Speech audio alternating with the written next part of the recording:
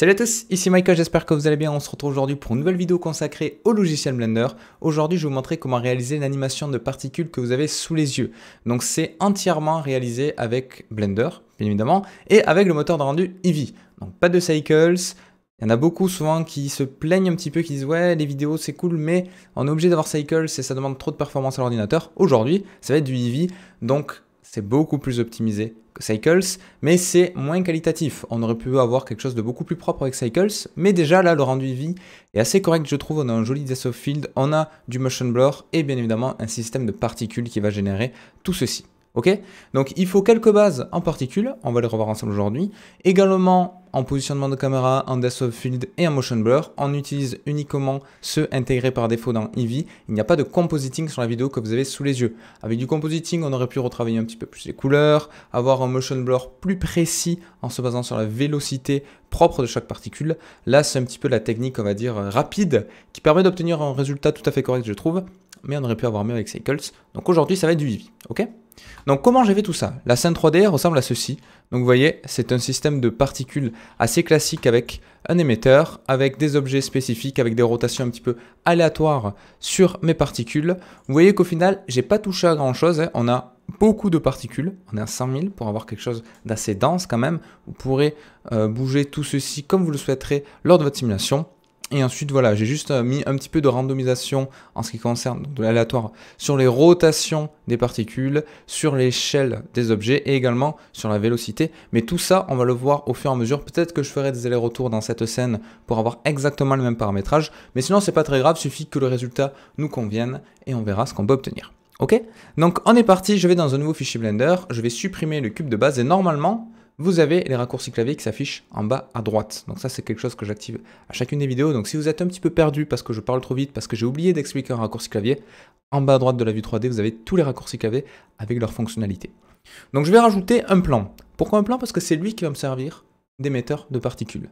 Pourquoi? Parce que moi, je veux quelque chose de, on va dire, une sorte de quart de cercle qui va nous aider pour la simulation des particules. Et vous allez voir pourquoi on utilise un plan. Donc je vais faire un léger rescale, à peu près comme ceci. Je vais même... hop là, le rendre un petit peu plus fin. Je passe en mode édition et je vais faire pas mal de coupures, comme ceci. Et ça va me permettre de le bender, c'est-à-dire de le tordre. Alors pourquoi je passe par ce système-là? Je trouve que c'est plus intuitif d'utiliser ça plutôt que prendre un cylindre, de découper un quart. C'est un petit peu plus long, là ça permet de voir d'autres méthodes différentes. Je vais faire une rotation en X de 90 degrés.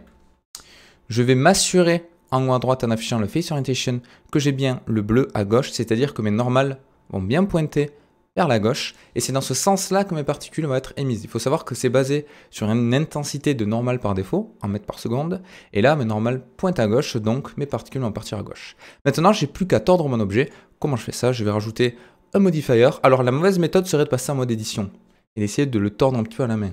On peut le faire, mais l'avantage du modifier, c'est que tout ceci va être généré avec un modificateur, et j'ai la main dessus en temps réel. Donc moi, je vais faire un bend normalement c'est en Y ou en X, mais vous voyez qu'il y a des petits soucis, tout simplement parce que je n'ai pas appliqué les transformations. Si je fais CTRL A, All Transform, là vous voyez que je peux tordre mon objet comme je le souhaite. Donc moi ça va être plutôt en X, voilà, comme ceci. Alors mes normales, je me souviens plus vers où un pointé comme ceci, ok. Donc une fois que je suis là, je peux tordre mon objet comme je le souhaite, par exemple comme ceci. Là ça me paraît pas mal. Je peux faire une petite rotation pour voir un petit peu comment vont partir mes particules. Ok, là il faut se dire que mes particules vont partir comme ceci, comme ceci, comme ceci, comme ceci, comme ceci. Ça me va à peu près. Ok, on pourra rajouter un sol si vous le souhaitez pour avoir des collisions avec les particules, mais là ça me paraît pas mal. Une fois que j'ai ça, en haut à droite je peux, hop là, redésactiver le Face Orientation. Maintenant, c'est la partie la plus complexe, du moins la plus fournie du tuto où on va gérer toutes les particules. Je vais cliquer ici sur Particle Properties et je vais créer un nouveau système de particules. Par défaut, Blender, souvenez-vous, il propose deux systèmes de particules. Il a un système de type émetteur, c'est ce qui nous intéresse, et un système de type R. Donc ça, c'est pas ce qu'on veut. Ça, c'est vraiment pour faire de la fourrure, des cheveux, ce que vous voulez. Moi, c'est pas ce que je veux. Je veux un système émetteur. Là, si je fais espace, vous voyez que déjà, c'est pas mal. On a des particules qui sont émises. Donc, plein de choses à bouger. Déjà, moi, ce que j'aimerais, c'est non pas émettre des sortes de halos ou de sphères comme vous avez sous les yeux, mais un objet que je vais piquer, que je vais sélectionner, et je vais dire à Blender, mais tu vois ces systèmes de particules, plutôt que me générer des sortes de sphères, qui est juste un référentiel, je veux que tu me mettes un objet à la place. Alors cet objet, ça va être une particule qui ressemble à une étincelle. Qu'est-ce qui ressemble le plus à une étincelle et qui est optimisé en termes de topo avec le moins de points possible? C'est un cube. Alors ça peut paraître bizarre, mais vous allez comprendre où je veux en venir. Je vais prendre mon cube, je vais le mettre ici. Je vais faire un rescale comme ceci, voilà, pour qu'il ressemble à peu près à ça. Hop là. Et là, on est pas mal. Il est peut-être pas assez fin, donc je vais faire S, Shift X pour indiquer à Blender que je fais un rescale sur tous les axes, sauf sur X. Et là, on est pas mal. Je peux faire un clic droit, Shift Smooth. Et là, on a ma particule qui ressemble à une étincelle. Alors, elle est peut-être un petit peu grande. On verra tout ça, on ajustera l'échelle après, en sachant que je peux indiquer à Blender de faire des tailles aléatoires sur mon système de particules. Donc, une fois que j'ai ceci, rien n'a changé dans mon système de particules. Je dois lui indiquer qu'il doit utiliser cet objet. Donc, je vais l'appeler Spark. Allez, c'est plus court que étincelle. Alors, pas du tout, c'est pas lui. Attendez, lequel j'ai renommé? Non. Alors, lui, c'est émetteur. Et lui, j'ai fait une faute d'orthographe, c'est pas grave. Emitter, on va le mettre en anglais. Comme ça, on met tout en anglais. Hop là, emitter. Et lui, c'est Spark. Ok. Et maintenant, je peux dire à Blender, tu vois cet objet-là, tu vas dans Render, et plutôt que me faire un Render as Pass, je vais pas faire ça. Je vais mettre un Render as Object. Et cet objet, je vais mettre Spark. Et là, quand je fais Espace, vous voyez que j'ai bien mes particules qui apparaissent. Alors, il y a plein de choses qui ne vont pas. Déjà, elles sont de manière disposée avec une rotation de 0, donc parfaitement horizontale, ça ne va pas du tout. Il n'y a pas d'inertie de base, il n'y a pas de rotation, il y a plein de choses à changer. Première chose à faire, c'est dans Velocity. Velocity, c'est ce qui va donner la force initiale de ma particule. Par défaut, elle est à 1 ms. Si je mets à 0, regardez ce qui se passe, elles vont tomber de manière plate. Donc ça va suivre la normale. Donc la normale, si je passe en mode édition comme ceci et que j'affiche mes normales, c'est ceci, c'est un vecteur qui est perpendiculaire. Donc hop là, si je me le mets mon modifier dans le on-cage, c'est-à-dire que je peux voir vraiment le modifier en mode édition, on voit que j'ai ça. Donc là, mes particules vont suivre ces vecteurs. C'est exactement ce que je voulais. Donc ça, c'est top. Mais je dois augmenter un petit peu la force initiale de mes particules qui n'est pas suffisante par défaut. Là, vous voyez, ça tombe vers le bas, c'est pas top. Donc je peux aller ici dans le normal et je vais mettre par exemple 10. Et là, vous voyez que de suite, voilà, on a beaucoup plus de force. Ça part vers l'avant avec une intensité beaucoup plus élevée. Alors là, ça peut paraître beaucoup, mais on ne peut pas trop s'en apercevoir. Pourquoi? Parce que déjà, on n'a pas cette particule. Donc je vais en rajouter un 0 en plus. Et là, vous allez voir que de suite, j'en ai un petit peu plus. Donc ce n'est pas encore le chiffre final. On en aura encore plus à la fin quand on aura fait à peu près tous les réglages. Mais ce que je vous conseille, c'est dans un premier temps, avoir un nombre de particules suffisant pour s'apercevoir du flow global, du comportement de mes particules, et vers la fin, pour ajuster un petit peu plus les paramétrages plus précis, on peut rajouter des particules en s'approchant du nombre final que l'on souhaite obtenir. D'accord? Mais là, on est pas mal déjà pour avoir des petits réglages. Qu'est-ce qui me gêne, moi? La rotation. Donc je vais cliquer sur Rotation, et là par défaut, alors prenez l'habitude, là si j'appuie sur Espace, on va pas le voir forcément, vous voyez, on a des choses qui changent en temps réel, mais prenez l'habitude de cliquer à chaque fois ici, ou alors Shift, flèche vers la gauche, pour revenir au début, et va recalculer les informations. Là, vous voyez qu'on a des petits soucis en termes d'orientation. Pas très grave. Je vais sélectionner mon objet, je passe en mode édition, je fais une rotation en Z de 90 degrés, et là, normalement, on a mes particules qui sont dans le bon sens. Pourquoi j'ai fait la rotation à 90 degrés? Parce que si je fais en mode édition, parce que si je le fais en mode object, ce ne sera pas pris en compte directement dans mon objet, je serai obligé d'appliquer la rotation. Donc là, voilà, on commence à voir ça, mais le comportement, vous voyez, il n'est pas très réaliste. On n'a pas de rotation. Une fois que ma particule part, elle garde sa rotation tout du long. Donc pour avoir une rotation dynamique, je vais tout simplement cliquer sur Dynamic, juste ici. Maintenant, j'ai bien voilà, quelque chose qui va suivre l'orientation en fonction de l'animation de manière dynamique. Donc ça, c'est très important. Maintenant, il me manque encore plein d'informations. Qu'est-ce qui me manque? Plus de particules. Je vais rajouter un 0 ici. Et là, vous allez voir qu'on va avoir quelque chose, voilà, qui est beaucoup plus dense.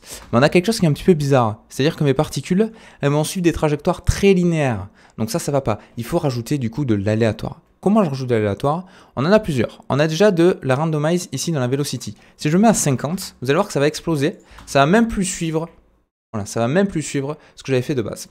Donc une valeur de 2, ça va permettre de briser le côté linéaire, vous voyez, tout en gardant à peu près la direction, la trajectoire que j'ai par défaut.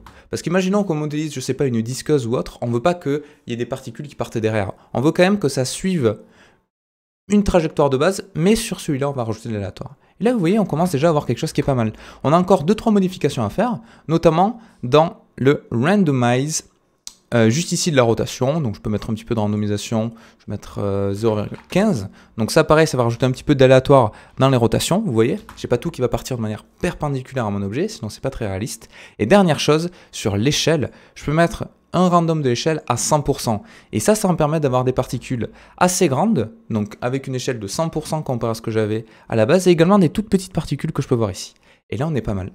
On est pas mal, je peux faire un CTRL-S. Je vais l'enregistrer ici, je vais l'appeler tuto Spark. Et vous voyez que là, il nous reste juste les matériaux, la caméra, le motion blur, et déjà, on va obtenir quelque chose qui est pas mal. Voilà, je peux augmenter un tout petit peu l'échelle, qui me paraît assez basse, et là, je pense qu'on est cool. Ok? Donc, une fois que j'ai ceci, je trouve que ça s'écarte un petit peu trop, je peux réduire un petit peu l'échelle de l'émetteur. Voilà, comme ça je concentre un petit peu plus mes particules. Et là on a quelque chose qui est pas mal. CTRL-S. Mes matériaux. Une erreur serait de vouloir créer les matériaux directement sur mon objet de base. Donc ça c'est pas ce que je veux. Je vais passer en mode Display Render Preview, qui permet, je le rappelle, d'avoir une sorte d'aperçu de rendu en temps réel directement dans Eevee. Et là, par défaut, j'ai deux éclairages. J'ai une light qui est ici que je vais supprimer et j'ai également un éclairage ambiant dans le World Properties que je vais mettre soit à noir ici, soit à 0 en termes d'intensité. Ok? Et maintenant, si je fais espace, je ne vois rien du tout, c'est tout à fait normal. Je vais sélectionner ma particule de type Spark et je vais créer le matériau dessus. Pourquoi je ne mets pas le matériau directement sur mon émetteur de particules? Parce que vu que ces particules viennent instancier l'objet que j'ai appelé Spark, qui est ici, qui est le cube. Je rappelle qu'on a modifié par défaut en termes d'échelle. Quand je vais modifier ceci, mais vu que j'utilise cette instance dans le système de particules, ça va hériter automatiquement de ces informations. Donc je vais faire un nouveau matériel en appuyant sur New. Pas besoin d'utiliser le système nodal. Là, vous voyez que je vais juste faire une émission qui ressemble à ceci, par exemple. Voilà, une sorte de jaune orangé. Alors, j'ai tendance à le faire tendre un petit peu vers l'orange. Pourquoi? Parce qu'en augmentant l'intensité juste là, vous allez voir qu'automatiquement, ça va tendre vers le jaune. Et là, je peux activer le bloom. Voilà, et le bloom, ça va donner une sorte de halo lumineux. Et là, il reste encore quelques modifications à faire, notamment en ce qui concerne la caméra. Donc, je vais appuyer sur 0. Là, je suis en vue caméra. Ma caméra, comme dans la vidéo que je vous ai montré aujourd'hui, au tout début, je vais inverser le ratio largeur-hauteur. Ceci, ça va se passer juste là dans le Output Properties, on a 1920 par 1080, je vais inverser ces deux valeurs tout simplement, 1080 par 1920. Au lieu d'avoir du 16/9, j'ai du 9/16. Et là je vais aller dans View, Camera to View, et je vais positionner ma caméra comme je le souhaite. Donc moi je vais le mettre à peu près ici. Voilà. Et là je pense qu'on est pas mal. Et maintenant, dernière modification à faire, c'est le Depth of Field. Le Depth of Field c'est quoi? C'est quelque chose qui permet de faire un focus à un endroit précis de ma scène. Donc il y en a de deux sortes. On peut soit le faire directement dans le compositing, avec une note qui s'appelle defocus, que j'ai déjà fait une vidéo dessus, soit directement dans les propriétés de la caméra. Il faut savoir que dans les propriétés de la caméra, ça demande un petit peu plus de ressources, mais vu qu'on est avec Eevee, on peut à la limite se permettre de demander plus de ressources en Blender à ce niveau-là pour le rendu. Donc je vais cliquer sur le Depth of Field, et là l'avantage c'est que je peux le voir en temps réel. Depth of Field, il me demande soit une distance, soit un objet. Moi ça tombe bien, j'ai mon émetteur, par défaut, qui est ici. Je peux lui indiquer de faire le focus sur l'émetteur, et en baissant le f-stop, vous voyez que je vais avoir... Alors ça donne un effet un petit peu bokeh si vraiment on fait un f-stop très petit. Moi je vais le mettre à peu près comme ceci. Voilà, je pense que c'est pas mal. Caméra to view, je vais un petit peu le décaler, voilà, comme ça. Et là, je pense qu'on est pas mal. Dernière chose à modifier, je vais retourner le système de particules et on peut lui indiquer de ne pas rendre l'émetteur. Donc ici, je vais cliquer sur Show Emitter. Normalement, pas de souci. Si vous faites ça, c'est parce qu'il demande à recalculer l'animation. D'ailleurs, vous pouvez baker l'animation si vous voulez dans le système, de particules. Si vous allez dans le système de particules, on peut soit le baker ici, soit le baker dans le rigid body. Alors c'est peut-être dans le rigid body directement. Certainement dans le rigid body. Non, c'est dans le cache ici. C'est dans le cache. Vous pouvez cliquer sur cache, faire un Bake All Dynamics, et là, automatiquement, ça va vous éviter de relancer l'animation à chaque fois de calcul. Vous pouvez changer les paramétrages et refaire un bake à chaque fois pour voir ce que ça donne. Mais là, moi, je ne vais pas retoucher à mon système de particules, vous voyez que là maintenant tout est grisé. Donc si je veux modifier des choses, je dois delete les bakes, sinon je ne vais pas pouvoir bouger les informations. Pourquoi? Parce que le bake, c'est tout simplement un précalcul. On dit à Blender, maintenant tu as toutes les informations pour me calculer sur ma timeline, toutes les informations que je veux en termes d'animation. Maintenant c'est figé. Donc si je change un paramétrage, ça va avoir une influence sur cette animation, donc je ne peux plus le changer. Et vous voyez qu'en contrepartie, sur la timeline, tout est en rouge juste en dessous, donc là ça veut dire que je peux me balader en temps réel et j'ai plus de calcul qui est effectué par Blender. Ok? Et là si je fais un F12 déjà, qu'est-ce que ça donne? C'est pas mal, mais il manque une information importante, c'est le motion blur. C'est ce que j'avais dans ma vidéo du début. Donc si je vais ici, vous voyez que là, j'avais bien du motion blur et ça rajoute un effet vraiment sympa et le matériau est un petit peu plus orangé, donc ça on va le changer. Donc pour le motion blur c'est très simple, je vais dans la render properties et je clique tout simplement sur motion blur. J'ai plein de paramétrages ici, le shutter, le max blur, plein d'informations, mais par défaut, normalement, vous voyez, on a quelque chose qui est vraiment pas mal. Et là, on obtient ce qu'on a sous les yeux. Donc vous voyez, avant de modifier les matériaux, il faut regarder ce que ça donne en temps réel quand même, hein, parce que là, vous voyez qu'avec le blur, ça vient compléter un petit peu l'information en tendant vers l'orange. Donc là, c'est assez sympa. Et on a le résultat suivant, qui est vraiment cool. Alors pour faire une animation, c'est pas très compliqué. Différentes choses. Moi, ce que je vous conseille, c'est de faire un export en séquence d'images et ensuite intégrer tout ça dans Blender. J'ai déjà fait une vidéo dessus pour le reconstituer en vidéo. Là, pour les besoins et pour que ce soit un petit peu plus rapide, je vais faire un rendu uniquement à 50%. Et je vais le faire directement dans un format vidéo. Alors, je vous conseille surtout pas de faire ça. Parce que... Alors, FFmpeg vidéo, voilà. Pourquoi je vous conseille pas de faire ça? Tout simplement parce que si ça vient implanter en plein milieu, vous pouvez rien récupérer, ou du moins très difficilement. Donc, je vais faire un render animation, et là, automatiquement, vous voyez qu'il va me rendre ma vidéo. Donc ça va relativement vite parce que je lui ai demandé de faire du 50%. Si vous voulez quelque chose en Full HD ou en 2K ou en 4K ou autre, ça va prendre un petit peu plus de temps. Donc je vais juste aller jusqu'aux 50 frames et ensuite je vais annuler le rendu juste pour vous donner pour vous montrer ce que ça donne et pour vous indiquer que ça fonctionne correctement. Et voilà, donc ça c'est la facilité d'exporter directement en format vidéo. J'insiste bien sur le fait de ne pas faire ça. Exporter en séquence d'images, en UXR de préférence, mais vous pouvez faire du PNG, du JPEG, réimportez-le dans Blender et convertissez ça en vidéo. C'est beaucoup plus puissant, ça vous permet de reprendre le calcul que vous voulez, parce que là, regardez, je suis à 50 frames, j'annule avec échappe. Et maintenant, si je veux refaire le rendu, je suis obligé de refaire du 50 à 250, d'ouvrir un logiciel de montage vidéo. Si je veux faire uniquement le rendu de la frame 20 à 30, ben, je vais devoir faire plein de découpes. C'est pas très pratique. C'est vraiment pas très pratique. Et maintenant, sur mon magnifique bureau, voilà ce que j'ai. J'ai bien mon animation qui fonctionne. Voilà. Donc c'est tout pour aujourd'hui, j'espère que ça vous aura plu. C'est une petite vidéo pour faire des particules assez sympas, je trouvais que c'était quelque chose de pratique qui permettait de remettre un petit peu la main dans le système de particules. Je vous ai montré à peu près tout ce que je voulais. Ah non, également, quelque chose qui pourrait être sympa, c'est si vous voulez faire des collisions avec des objets, vous pouvez très bien mettre un sol, par exemple, ici, voilà, tac, et indiquer à Blender que ce sol a une collision. Et maintenant, quand je retourne dans mon système de particules, bien évidemment, il faut faire un delete all bake. Et maintenant, je vais bien avoir, vous voyez, une collision au niveau du sol. Il est juste là. Donc ça peut être sympa également pour obtenir un rendu encore différent. Vous voyez que là, du coup, toutes les particules vont arriver vers la caméra, mais ça peut donner un effet sympa. Donc à vous de voir. J'espère que ça vous aura plu. N'hésitez pas à m'envoyer sur Twitter, Instagram un petit peu vos créations que vous avez pu faire avec ça, parce que la question était revenue assez souvent. Une fois que vous avez compris ce système de particules pour faire des étincelles, vous pouvez vous amuser à faire plein de travaux pratiques sur des explosions, sur plein de choses. Et je vous dis à très très vite pour une prochaine vidéo sur Blender. Et je sais pas si vous avez remarqué, nouvelle caméra, beaucoup plus nette. Donc maintenant je peux bouger et tout, c'est fluide. Même quand je change d'écran, ça fait pas des zones cramées. Avant je passais un temps fou en montage à essayer de récupérer les trucs. Donc là, voilà, ça va me faire gagner pas mal de temps sur les tournages de vidéos. Donc je vous remontre un dernier coup la vidéo que je vous ai montré au tout début. Et voilà. Donc tout ça, c'est 100% Blender, 100% Eevee. Allez, merci à tous d'avoir suivi la vidéo et je vous dis à la prochaine.